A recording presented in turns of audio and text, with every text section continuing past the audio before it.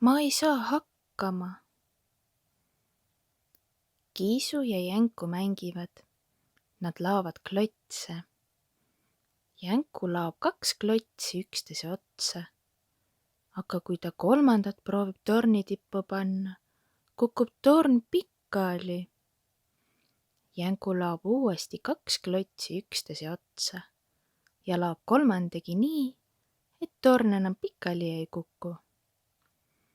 Ka Kiisu laob 2 klotsi üksteise peale ja proovib 3. lisada, aga torn kukub pikali ja Kiisu hakkab kõva häälega karjama: "Ma ei oska!" Jänku ütleb siis: "Proovi uuesti" ja laob 4. klotsi oma torni peale. Ta torn kukub selle peale pikali, aga Jänku laob torni uuesti üles.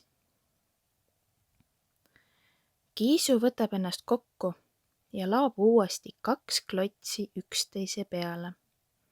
Aga siis, kui ta hakkab 3. lisama, näeb ta, et Jänku torn on kerkinud juba 5 klotsiliseks.